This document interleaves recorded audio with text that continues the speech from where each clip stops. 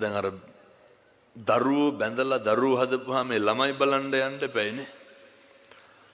ඔය සේරම කරලා අර එන්න කියන දවසට යන්න බැරි වුණොත් එහෙනම් මොකද වෙන්නේ? අපූර්වට කෝල් කරලා කියනවනේ එන්න බැයි නම් ඕනේ නැහැ කියලා. මිනිස්සු දකින්නෙම පෙන්වතුනි අපි කරන වැරදි.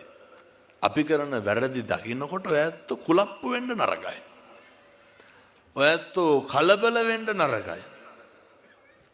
පෙන්වතුනි මෙහෙම තිබ්බට දැන් විනාඩි 45ක් ඉවරයි හොඳේ. සූස් ගන්න එපා මට ITN එකේ තව බණ දෙකක් පටිගත කරන්න තියෙනවා හෙට පොයේ.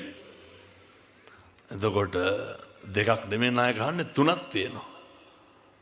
මේ අද 12 විතර වෙනකම් මොකද කරන්න ඕන? බණ කියන්න ඕන. ඒ කරලා ඉවරලා හෙට උදේ නුවර යන්න ඕන. හැන්දෑවේ රුවන්වැලිසෑය සිරසේ තුරුණුසිත ප්‍රෝග්‍රෑම් එකට යන්න ඕන 4 වෙනකොට.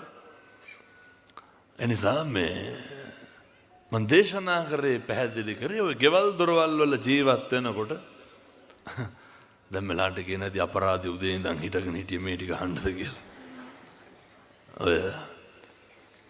ඔය මං කිව්වේ ඔය මොක කෙරුවත් වැඩක් නැහැ. අර කන්දකස් හැවෙන්නත් ඕන නිරංජනාගගෙන් පයින්නත් ඕන. දෙකක් බෑ එකයි පුළුවන්.